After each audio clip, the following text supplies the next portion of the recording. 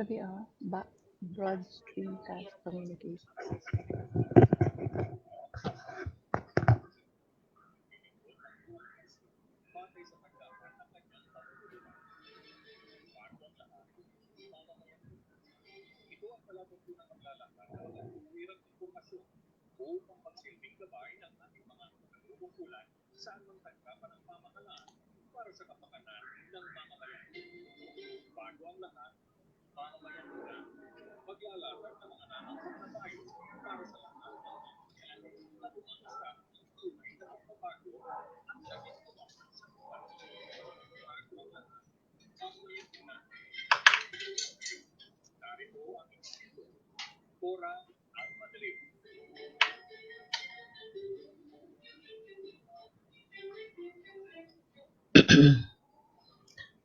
Magandang hapon sa inyong lahat.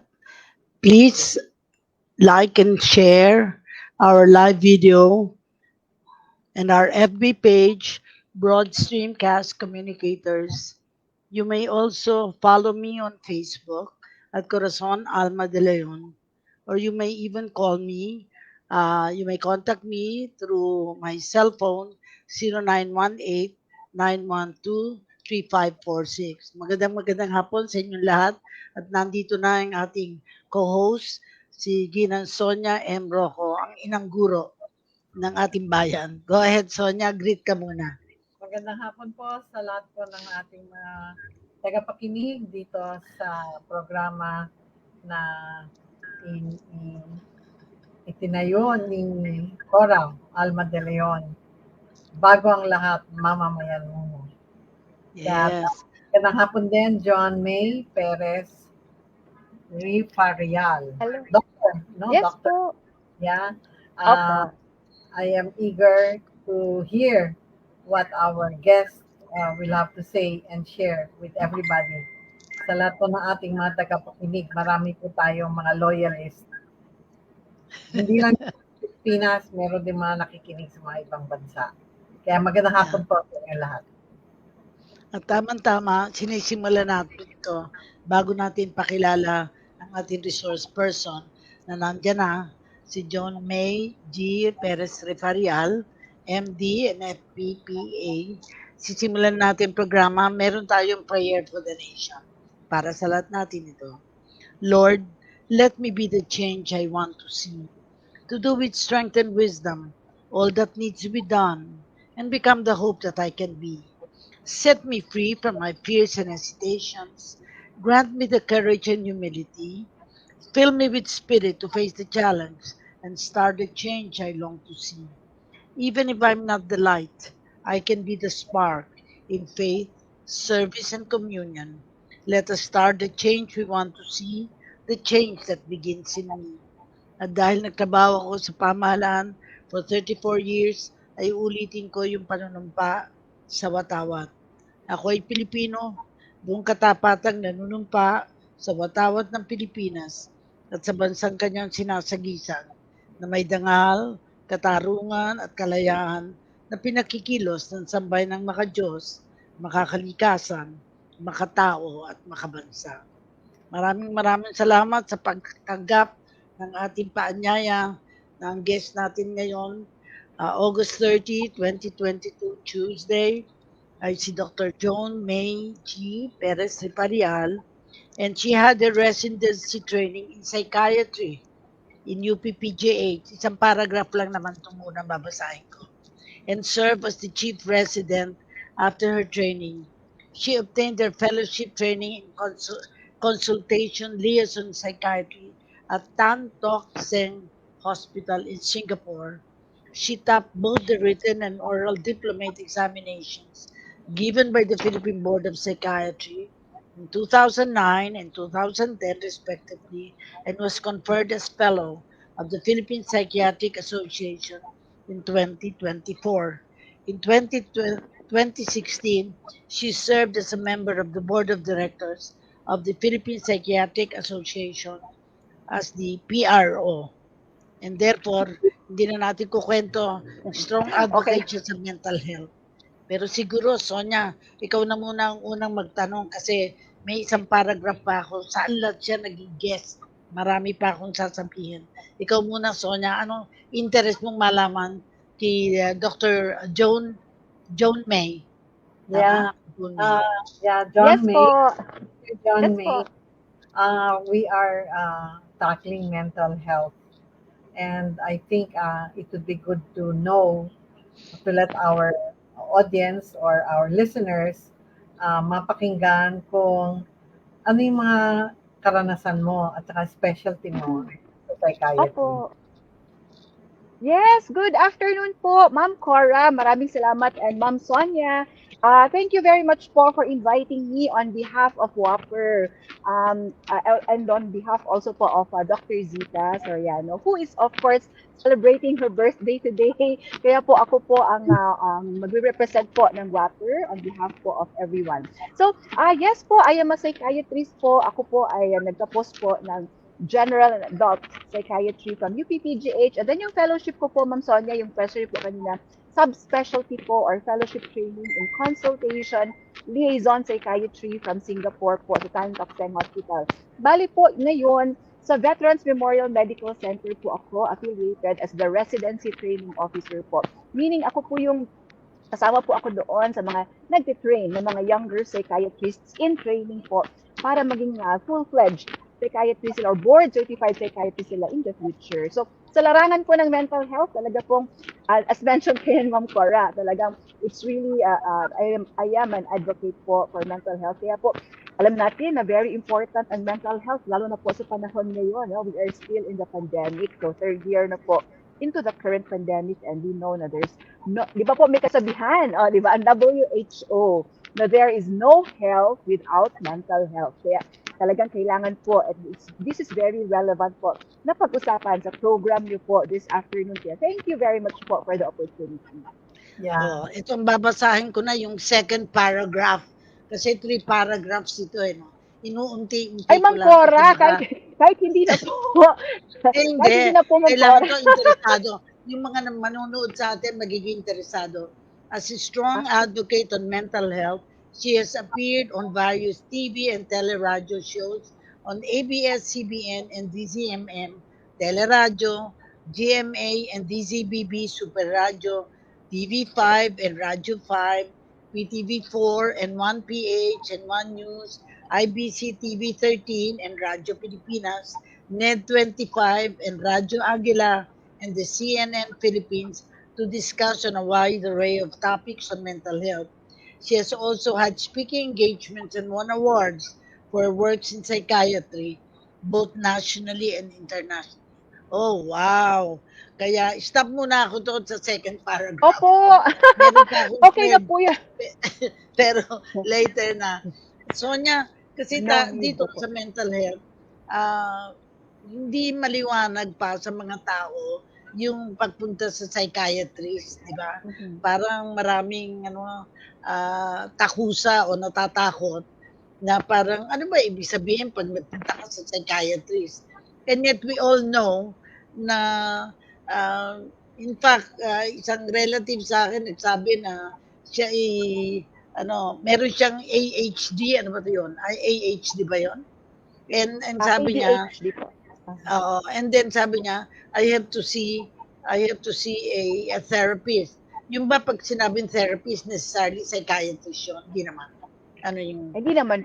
Opo. oo. Ma'am Cora, hindi naman po. Kasi sometimes po, they would refer to mga psychologists or Aha. mga meron din po kasi mga life coaches. They would refer to them as therapists din po. So, usually po, ang nire-refer nila would be psychologists or psychiatrists. Mhm. Ano ba yung symptoms ng AH ano tawag? AH? ADHD po. ADHD. Ano ba 'yon? Ano po siya, ma'am? Attention Deficit Hyperactivity Disorder. So, bali po, Mhm. sila po yun, yung very, yung hirap sila to sustain attentions. Yung attention span nila po is maiksi than than the normal. At sometimes po, very hyperactive. So, usually po, ang ADHD, diagnosed po siya, Ma'am Cora, sa mga bata. Sa mga bata po Aha. sila, and na-observe po yon in 2 settings. So, halimbawa, sa tahanan po, na-observe, hindi niya nakukomplete yung mga tasks po nila, mga assignment kasi very ano po, no, very short ang attention span nila. And then sa school also, usually na-observe yun ng mga teachers po. Tapos pagdating po ng adults, sometimes ano po sila, medyo ang tawag sa kanila po yung ADD, attention deficit, more of attention ang naging problema. Maiksi ang attention span than the usual po, than the norm po sa mga adults like us. Oo. Sonia, paano kung ayaw mong pakinggan yung mga sinasabi? Ayaw mo, kaya hindi yung attention mo dahil ayaw mong pakinggan Hindi kasi order yun. nasusuya ka. Ano yun ang tawag doon? Deliberately Ay. not. Hindi yun disorder. Opo. Hindi po.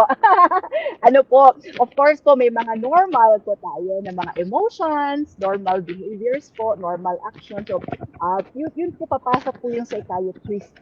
Doon po sa part, Ma'am Cora and Ma'am Sonia, na ano po, no, yung meron na pong need to see a doctor, for example po, kasi meron na pong mga red flags. For example po, pag persistent po yung mga behaviors, pag persistent po yung mga changes in mood, emotions po, pag persistent po yun, to the point na yung second red flag po, apektuhan na ang functionality. Yun po yung functionality sa trabaho, naapektuhan na po yung productivity sa school. So may mga ganun po na elements. And of course, yung third element is, or the third red flag na very important is yung pag meron na pong harm or mga mga self-harming behaviors, which is really po, it needs to be addressed kaagad. And paano naman ina-address yung mga mag-asawa na gustong maghiwalay dahil for mental health reasons? Ma'am They should Cora, also in fact, see. opo. In fact, Ma'am Cora, sa mga ganun po, we also do po, ang tawag po namin doon, Ma'am Cora, is couples therapy. Couples counseling Couples po. therapy. Yes po, or counseling. Usually po, Ma'am Cora, mas maganda also po, tinitingnan natin kung ano po yung mga root causes ng mga conflicts, misunderstanding po ng couple. In any situation naman po na kailangan makita natin, kung ang isang individual po would come to us at sabihin nila, they feel anxious or they feel sad, and parang persistently po, ganun yung nararamdaman nila. Tinitingnan natin yung mga possible po na root causes. Kasi baka naman po, dun sa mga root causes na ma-identify natin is maaari po natin silang ma-address na agad. Maayos, if ever po sa mga couples, pwede pong maayos na agad through couples therapy. Kasi sinusundan ko si Vice Ganda at saka si Ayon Perez. Ano yung situation naman nila? Talagang falling out or anong relationship that no longer continues? Ano naman ang tingin mo doon? Ma'am Cora, sorry po. Sorry po, Ma'am Cora, hindi po ako masyado updated po sa showbiz. Okay po. lang. I just thought I will make this a little light. Baka heavy mga mental health issues eh. Opo. Ikaw muna, Sonia. Go ahead. Yeah. Opo. Hindi, parang napakinggan ko na different situations require different approaches to healing, no? to or curing. Are there situations where you can just prevent the illness or prolong, just prolong by medication, pero talagang incurable na yan? Meron bang mga ganong sitwasyon? Okay, Ma'am Sonia, magandang question po 'yon kasi sometimes doon nagkakaroon po ng mga misconception about mental health po. So mas maganda i-clarify po natin. Number one po, talagang gusto natin i-emphasize na there is help available always. So meron pong mga iba't ibang forms of help.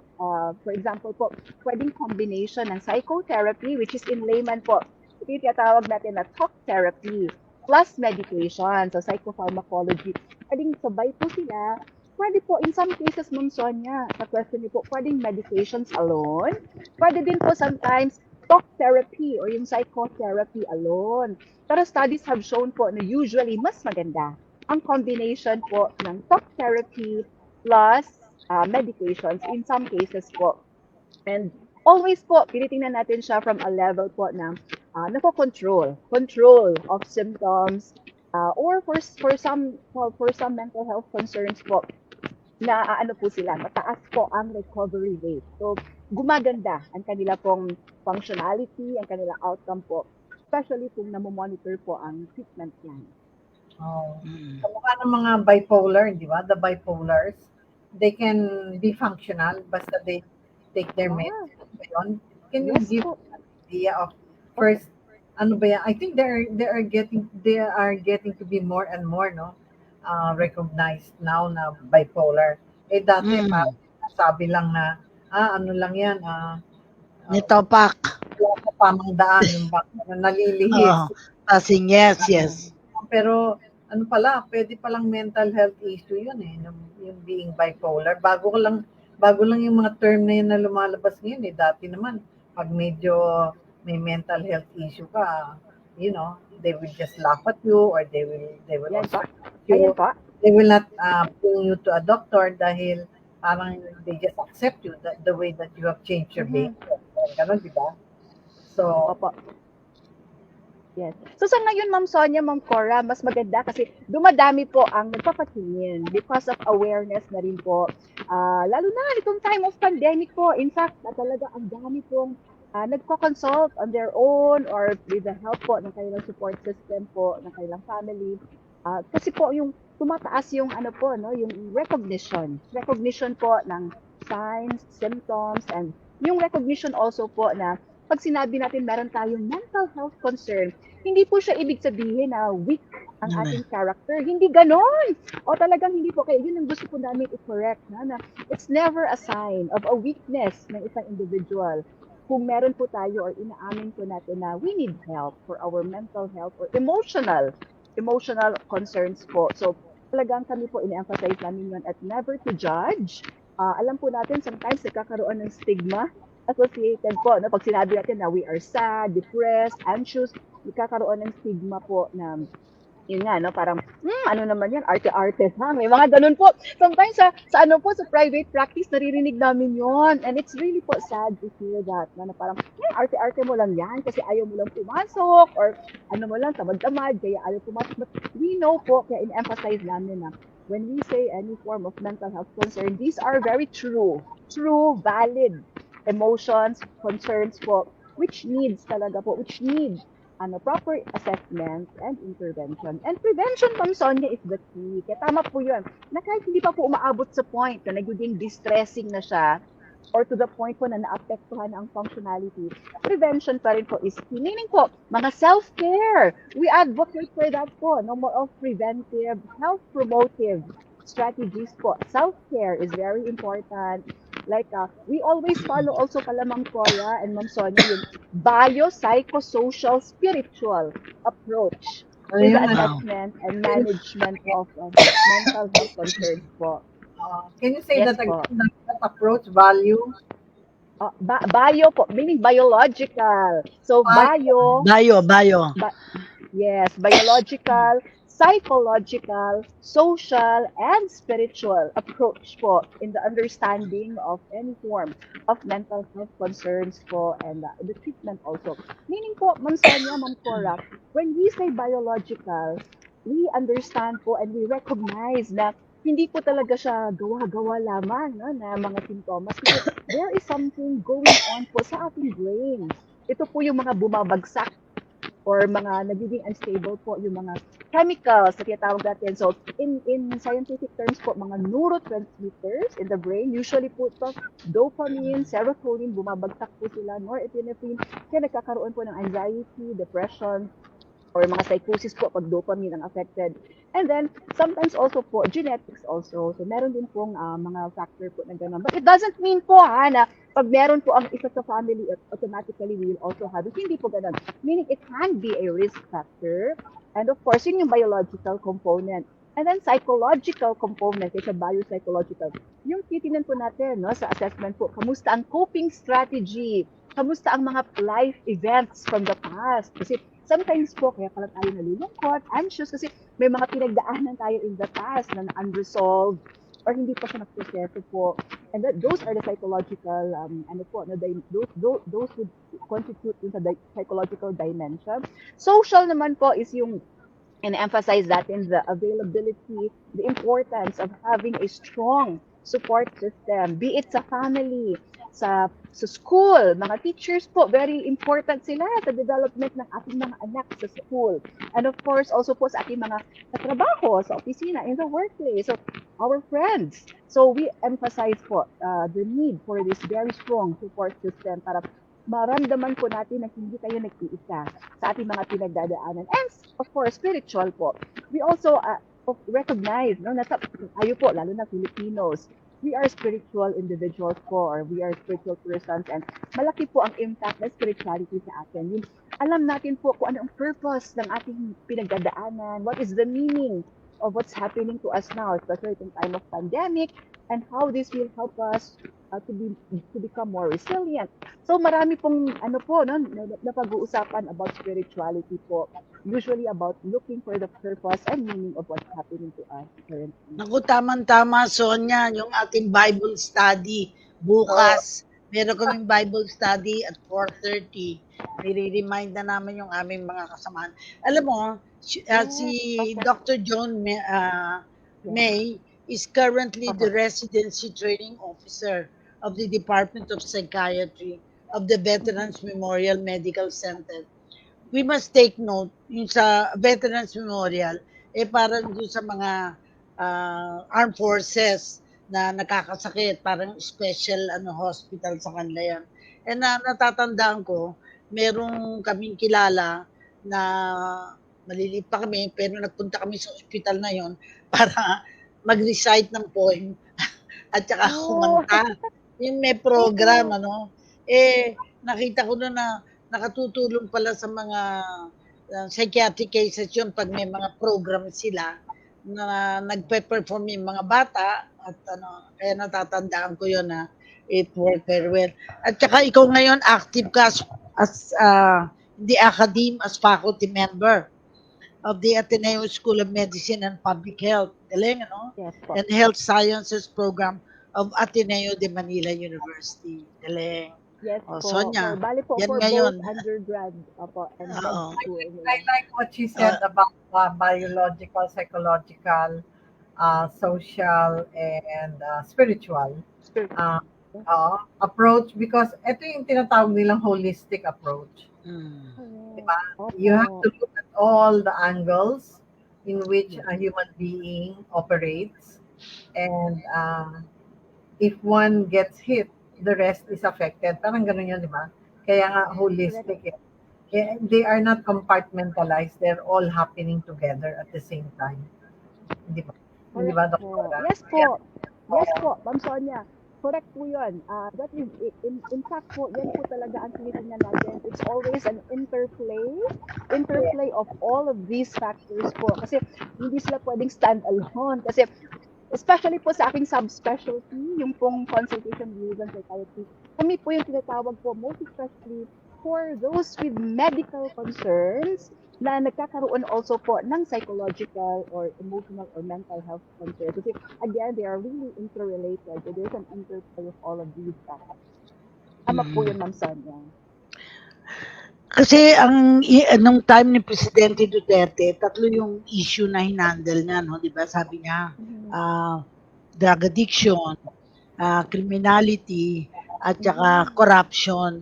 Parang related yung tatlo na yun. And hanggang ngayon, it's really a critical problem up to this time as part of governance. Nakita ko din na yung pamilya, meron akong isang kakilala na judge pa siya, meron siyang anak na drug dependent na hirap siya to deal with it. Kaya sabi ko, siguro hindi dapat ikaw kasi judge ka na, baka i-judge mo yung anak mo na mawala ka na ng pag-asa. And talagang it takes time, di ba? Like I'm sure in your practice, may mga parents na dinadala ang mga anak, pero sa totoo, silang may sakit. Hindi yung anak nilang may sakit para na-heighten lang dahil inability of the parents to understand what the children are are suffering from. Correct Sa po. experience mo sa practice mo, alin ang pinaka naging challenging sa'yo?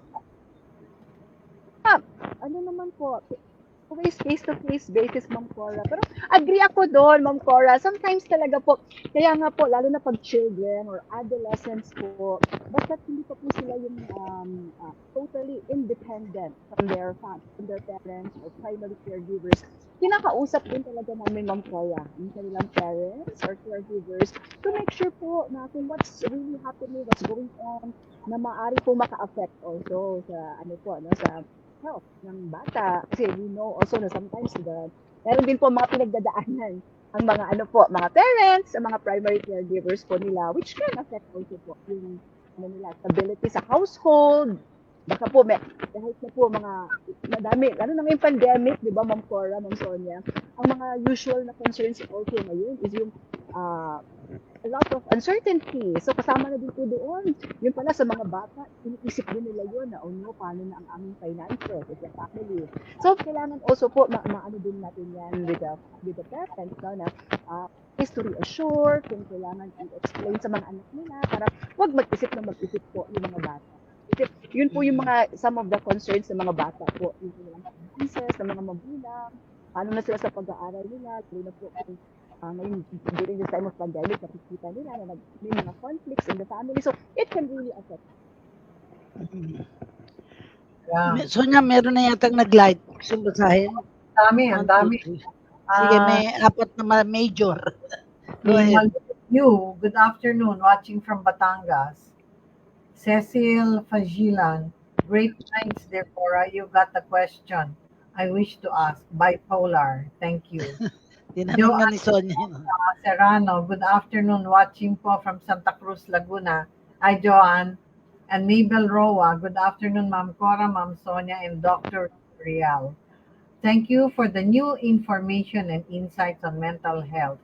Dr. Rial is an engaging and truly knowledgeable resource person on the subject. God bless. Palakpakan Thank naman you natin po. ang ating Grabe.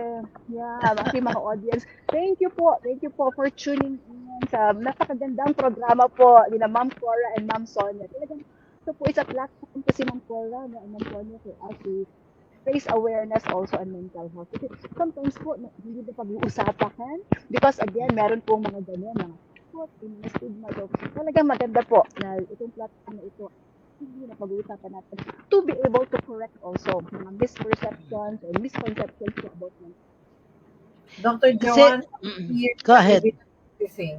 How many years have you been practicing? I became, kasi po, di ba po, meron kami na-mention kayo na po, no, sa info ni Ma'am Cora, I became a diplomate po, na yun, is it wherein po, no, diplomate, meaning board certified psychiatrist po in 2011, so which makes it more or less po, mga 11 years po sa ngayon. Kasi po, meron po kami tinatawag na residency program, so which is usually po, for me po, it was 4 years, kasi 3 years po na regular residency, and then 1 year of chief po na residency sa PGH, that's po, and then I had another year training for my fellowship po abroad, so medyo natagalan siya, so tapos may 2 exams po kami para po magiging board certificate. Ang first po is written, so it will test po yung the theoretical handles namin, yung theoretical knowledge, and then the part po of the exam is yung oral naman. Yun po yung talagang titingnan if we know how to assess and manage or handle patients in our own clinic. So, ganun po, sa 2011 po. Pero ang reality, Sonia, kukunti ang psychiatrist di ba? Ang bilang nila, 600 pa lang I don't know, nag-increase na ba kayo? Ang psychiatrist? Tama po yun, Ma'am Cora. Mga more or less po, 600. Bilang namin Bilang na bilang. Opo. And sometimes po kasi ma'am, yung iba po nagpa-practice din abroad. No? So may mga ganun po. So, hindi lang po talaga kami. That's why maganda po ito mga platforms na ganito. We can reach to as many po as possible po sa ating mga kababayan who are also in the provinces. Ganun po. And we can share knowledge and info po. Have you had occasion na tulungan ng psychiatric problems ng overseas Filipinos na umuuwi na parang gustong-gusto nilang mag-stay sa abroad pero hindi na sila maka-stay dahil parang stranded dito. Ang feeling la stranded sila sa Pilipinas kasi sa totoo lang ayaw nilang mag-stay dito. Pero hindi na sila makakabalik kasi baka TNT sila noon, nahuli sila at nakabalik dito at hindi na makabalik sa Amerika. Nagkaroon ba kayo ng ganung mga cases ng mga OFWs na would no longer go back to their na nag-enjoy na sila doon sa mga bansa na yun? O kaya na-abuse sila in the countries where they were working, di ba? Go ahead, John. Yes po. Meron po, Ma'am Cor. In fact, medyo madami din po ako. Personally po, Ma'am, personally na-handle po. So, those under my care, iba po ang kanilang, iba po tumakas from an abusive na employee. Iba naman po, nagkaroon sila po ng psychosis. So, because of talaga pong extreme na conditions during their stay po abroad for work. So, iba-iba po, Ma'am. Iba naman po at nalungkot, na-depress, at kaya na pauwi po because yun po, parang tumakas or nagtangka po sila on their lives. So, may mga ganun po, iba-iba ang kwento nila. And it's po, kapag ganun po, kailangan talaga po na we really need to look into po ang pwede pong options for them. Once they feel better, once po na-regain na nila ang kanila pong functionality, they became better na po in terms of mood, titignan po kung anong pwedeng options nila available here in the Philippines. Or sometimes po, bumabalik din po sila, Ma'am Cora, but may may kasama na who can look after them po. May mga ganun. Sonia, meron ka bang provocative question? Meron akong provocative question. Sige. Yes po. Looking at the political landscape, and I think that offhand, just watching, many of our leaders need psychiatric help. But nobody will come out on the open to tell them that they do. And therefore, I don't know how do you try to understand this kind of situation. I think when you are, for example, doing social injustice, by your being elected and you are corrupt, for example, di ba, you become split in the sense that you're serving, you're elected, then you steal, and then you say you are clear of conscience. Hindi ba ganon kailangan ng psychiatric help yung mga ganyang, mga ganyang... Sino ang magre-refer? Yung citizens? Yun na ang who will police the police? Although po, personally po, Ma'am, in terms po of may mga instances po na we also get referrals po ng mga those po in government. So, also po, they, of course po, it's all confidential, but meron also po. So, we also extend help po to everyone. Dr. John, alam mo kami, before we became appointed na cabinet secretaries, bago kami down sa commission appointments, we had to go through yung psychiatric testing. Baka we are not fit. Ewan ko kung ginagawa ngayon. Parang, dati sa Philippine Mental Health, doon pinadadala yung mga nominees bago sila sa commission appointment. Pero hindi ko alam kung ginagawa pa ngayon. Yes po, ginagawa po. Like for ngayon po, meron po akong na-assess also po na they needed po that paper po to say na they've gone through the assessments and pati po mga tests po. Yeah. Opo, kailangan pa rin po, ma'am. That's good to hear, because they do that to the appointive positions. How about the elected? I think it's not just the candidates, but also the electorate. Who is going to tell the electorate that, hey, your choices are haywire. We have to choose people who are qualified, but the ones who win are not. Yung mga ganun ba? Parang meron talagang cognitive dissonance. Siguro pwede tayong mag-interview in the future some elected officials who became because they lost their power, natalo sila, naging mental wreck dahil they did not anticipate na matatalo sila, 'di ba? Meron din gano'n. Oh, nanalo nga Yeah, pero beleaguered, meron. could not handle the fame Mm, and the fortune, and therefore yeah. could not cope with the challenge. Yeah. Paano kaya yun kung di makakope sa challenge? Re-refer na lang natin kay Dr. Yeah. John May. Yes But po. Kasi, opo, I think one mas maganda example, pa rin po. Yes. Pope Benedict. Go ahead po, ma'am. Opo. Yeah, I think one example is Pope Benedict. The position of Pope is Yeah. supposed to be for life. I Oo. think, the first or the second Pope in To the resign. history of the papacy to resign because of health, maybe mental health issues. Parang gano'n, ano? So, Mhm. he was humble enough to face the issue and act on it maybe by the advice of psychiatrist, I don't know, but that is like a world shaking decision that I appreciate Pope Benedict in doing. Kasi as you said, the functionality is affected, and then the productivity is affected, so why inflict it on the people that you serve? Parang ganon ang tingin ko. Kaya Yeah, Yeah. kaya talagang we should honor Pope Benedict. Kasi if he did not resign, we will not have Pope Francis. also, Pope Francis is the darling of the countries that are not even Catholics, no? And he goes to all of those places, kahanga-hanga. Siguro napakagaling. Mhm. Kasi sabi nga he only has one, ano ba yun? lang, Ah, lang, lang. Oo. Kaya Yes, nung opo. umulan sa Tacloban, worried sila. At wala pa Yeah. silang pagkain, yun ang kwento ni Father Dave Concepcion na Mm. takot sila.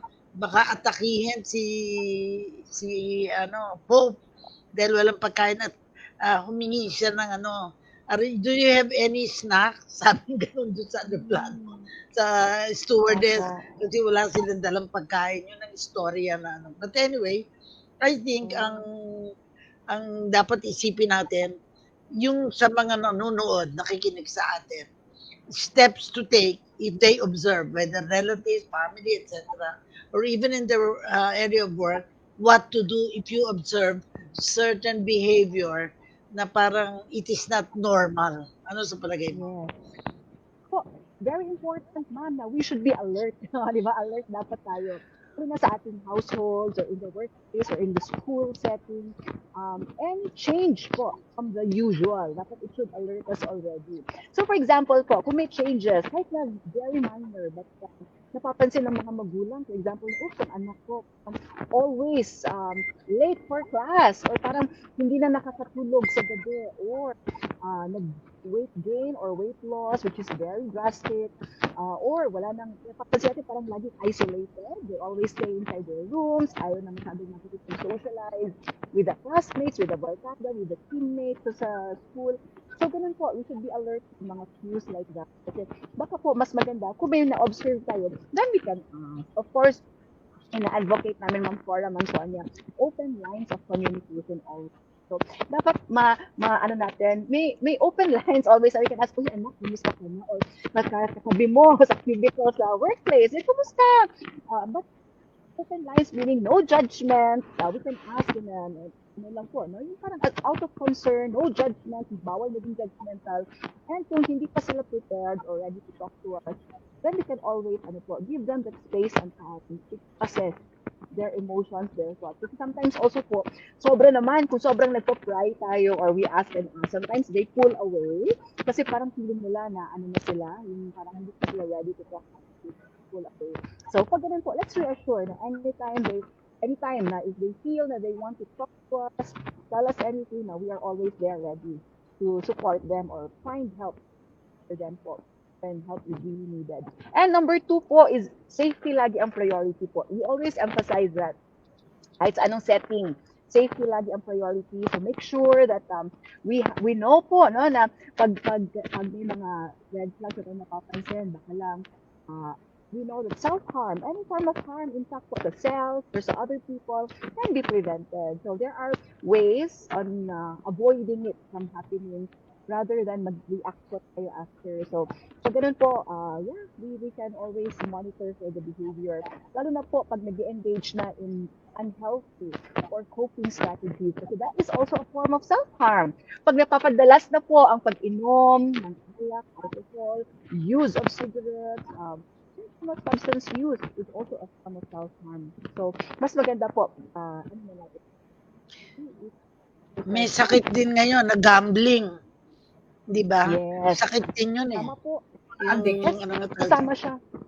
Oo.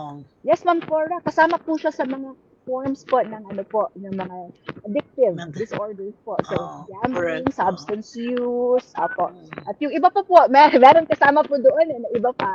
Like yung ano po, yung use of, ano po, yung shopping. Yung shopping po, yung shopping problems. Di ba merong Opo, pelikula kasama din. no?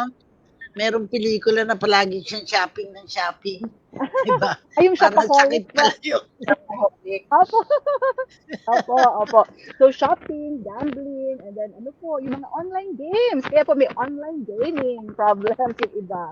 Lalo na po ngayon with the use po ng mga gadgets. Kaya i-monitor din po natin yun, aggressive use of gadgets. To the point na nakaka-apekto na sa sleep patterns ng ating mga anak. Kasi, of course, exposure to that blue light from the gadget po, any form of yung gadget na hawak nila can also be detrimental po to their sleep patterns, to their health. Lalo na kung growing po sila. Kasi yung that blue light emitted po resembles what yung that sunlight na which would tell our brain na, uy, umaga pa, gumising ka pa, ayun pala, gabing-gabi pa. So, yun ang nakakatulog. And that sleep deprivation in any form can have an impact on our physical, emotional, at cognitive na apektuhan po. Yung pang hirap tayo mag-focus, mag-concentrate, attention span is very short, or memory can be affected when we are sleep deprived. So, ang dami po. In fact, mental health would really encompass all of the organ systems po ng ating katawan. It's always an interplay of all of these factors. Kasi ako as a social worker, alam mo, Sonia, ang nakakaawa na ano talaga, pag nakita mo yung mahirap na parang walang magawa sa kanilang kahirapan. Kahit bigyan mo ng ayuda, ay hindi makakope, no? Kaya I will not be surprised kung nakakaroon ng mental issues yung mga dahop na hindi alam kung ano ang gagawin sa kanilang pamilya. Pero natutuwa naman ako yung sa mga mahirap na pamilya na they knew how to cope, na lalo umasenso, mapapahiya yung mga mayayaman na hindi sila nakakope kahit mayaman sila na hindi nila na-handle yung problema nila, lalo na kapag may related to psychosocial, di ba? Mas ano pa yata, may resilience pa yata ang mga mahirap dahil alam nilang mahirap sila. There's nothing they can do about it. They will just have to improve themselves. Diba? Kesa yung mga people wallowing in wealth na they don't know how to do with it kasi they just abuse themselves. Anyway, ano lang yun, side remarks yung lang yun. resilience. Yeah, Resilience, tama yun, Ma'am yes. Cora. Resilience is very important po. And lahat po tayo, we have that. It's a trait, in fact, and we all have it. Yun lang po, yung iba, more resilient than the others. Kaya yung iba, mas mabilis sila makapag-bounce back. In layman, kasi the ability to bounce back from any adverse life experience. So yung iba po, mas resilient than others. But wag mawalan po ng pag-asa kasi we can always enhance our resiliency po. Oh, Sonia, meron ka pang you're either thinking, we are already thinking of people we know na Right. suffering from some issues, facing such issues. Ano? So, si Edlin Nangcha, good afternoon. Hello, Edlin, Mabel Roa. Totally agree with Ma'am Sonia on the issues on mental health of some of our current politicians and even the electorate. Oh, thank you. The risks of aiming high. I think, tayo mo na. Baka that's not, yeah. And I have it only up to there, Cora. I don't know if you have still other Yeah, comments. there's one. Did you read Felisa Tansinko? She's a social worker. Ang sinulat niya, the risks of aiming high. Hindi naman may risk din of aiming low. Kaya hindi lang risk of aiming high. Meron din risk of aiming low. But siguro we just have about 15 minutes. Sa practice mo, no, Dr. Jung, Opo. ano sa Yes palagay po. mo ang dapat pang ayusin sa ating health system para yung advocacy natin sa mental health ma-address. Dahil definitely, Yes. in Metro Manila, may mga doktor, may mga Mm. nakakatulong, may mga psychiatrists, psychologists, but what about in the hinterlands natin? We are Yes. 7,100 islands, and may problema tayo dyan. So, how do you Yes. think we should be able to address this? Paano kaya natin magagawa dito? Yes, Ma'am Sige. Cora. Tama po. In fact po, very good na na-pass na po, naging law na po, di ba po, yung our very first na Philippine Mental Health Law in 2018. Kasi nakasaad po doon, one of the provisions there is yung services po dapat natin ng mental health should trickle down to yung mga ano po, no, barangays, community, especially kasi nga po na-recognize talaga na konti lang po talaga ang mental health professionals. So, meaning po, psychiatrists, psychologists, guidance counselors, konti lang po talaga for the population natin, 110 million Filipinos. So, ngayon po, we are empowering. So, may mga projects po or programs po to help po yung ating mga primary care physicians sa mga barangays, no? Pati mga barangay health workers po, na-empower namin sila ngayon through trainings and mga projects po, programs to empower them to be able po to do kahit na initial assessment and first aid po sa mga nangangailangan po ng health care for any form of mental health care. So, alam na po ng iba, ma'am, ano, nag-train na sila. And also po, in-encourage namin no, yung collaboration, active collaboration ng mga mental health professionals with the other services po, like medicine, mga internists, internal medicine, surgery, pedia, ano po, yung iba pa, EMT. Kasi sometimes po, we nalilive out po that psychosocial aspect po of healing and recovery ng patient. Kaya napapansin, parang na-address na namin yung hypertension, pero mataas pa rin lagi ang ano, BP. Parang hindi bumababa or parang mas nagiging ano pa, no? Mas nagiging chronic or severe. So, yun po, kailangan makita. So, active collaboration always po sana with the rest of the medical societies. It's also very important. Empowering po yung mga nasa barangay level, sa mga primary health cares po, sa ating mga community hospitals po na they would know the basics po of psychological first aid and yung ano po, no, yung the basics po ng counseling, therapy para to be able to help agad. And yung iba ma'am, trained also sila to ano na, no, anong medications ang ibibigay. Yeah. And then if it warrants a parang mas ano po, no, mas intensive na assessment by a doctor, then that's the time na they refer na po to the nearest na ano po, mental health professional in their area. Pero they are in fact po, ano na po, ano sila, empowered na po to write prescriptions, to write GPs po. Pwede. Mm. Now, galing. Yes, opo. Marami ba rin na-experience kayo na yung mga pasyente because of anorexia?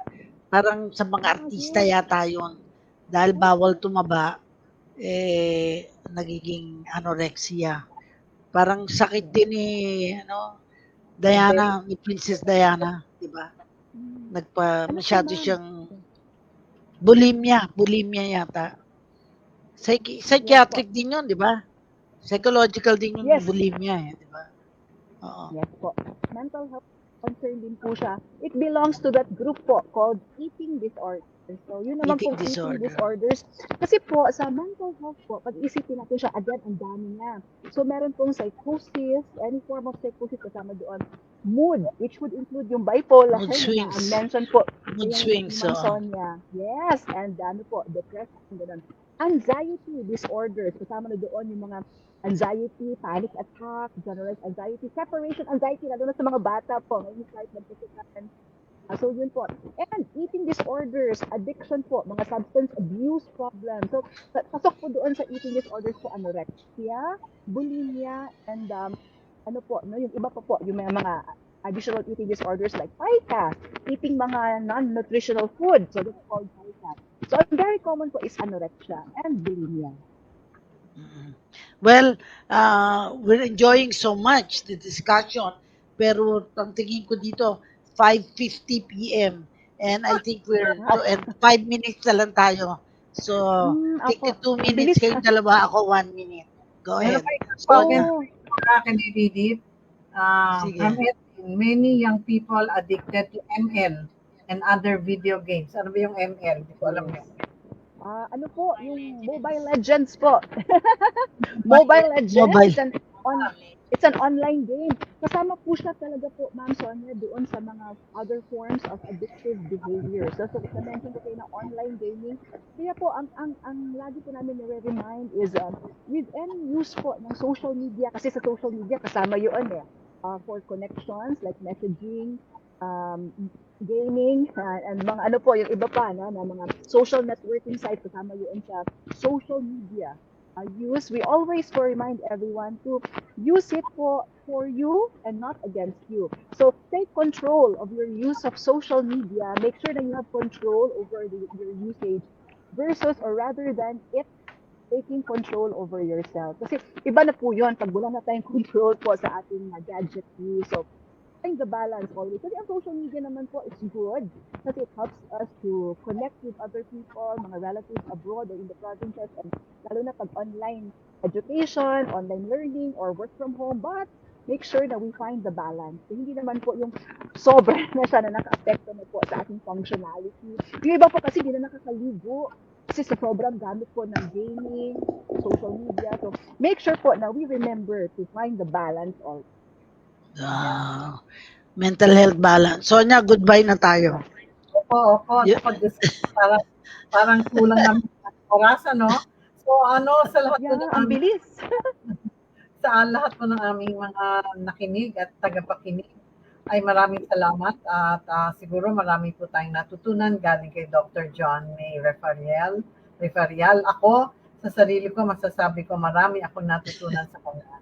Lalo na yung holistic approach to self-care and also observing ourselves, being aware para aware din tayo kung ano nangyayari sa atin. Kung meron na parang hindi tama, let's seek help. Huwag po natin pabayaan na itago o huwag sabihin. Kung kailangan po humingi ng tulong, nandiyan po ang mga doktor katulad ni Dr. Joan. At siya ay maaabot natin, nasa Veterans Hospital siya. So maraming salamat din, John, and maraming salamat din, Cora. At nakatapos tayo ng isang oras ng pakikinig sa isa't isa. At hindi lang pakikinig, maraming natutunan. Salamat po. At para sa iyo, Joan, ito yung poem ni Rabindranath Tagore na binabasa natin dito sa programa. Where mind is without fear and head held high, where the world has not been broken to fragments by narrow domestic walls, where tireless strivings stretch their arms towards perfection, where the mind is led forward to thee into ever widening thought and action, into that heaven of freedom, my Father, let my country awake. Salamat, salamat sa iyong pagising, sa mga nakinig, nanood sa atin, at patuloy pa nating sundan itong yung ginagawa ng World Association for Psychosocial Rehab. It has been a great pleasure having you. And I think meron ka pa ding 1 minute kasi we have to, it's 5:54. Dapat mag-end tayo ng 5:55. 1 minute message, Dr. John. Thank you. From the bottom of my heart po, on behalf of Dr. Soriano also is celebrating her birthday today. Maraming salamat po for this opportunity, Ma'am Cora and Ma'am Sonia, for helping po raise awareness on mental health. Kailangan po talaga rin pag-usapan ito in safe space po like this, na walang judgment, and really ang impact po is it will help po, not challenge, but correct misperceptions, misconceptions about mental health because there is no health without mental health. So kailangan pong maganda po ang mental health well-being, holistic po lagi ang approach sa atin. And help is Wow. always available po. Help is Thank always you, thank available. you. Huwag mawala ng Palakpak, pag-asa. palakpak. Thank you Thank po. you. Thank you, thank Thank you you. po. Bye-bye. Thank you. Bye.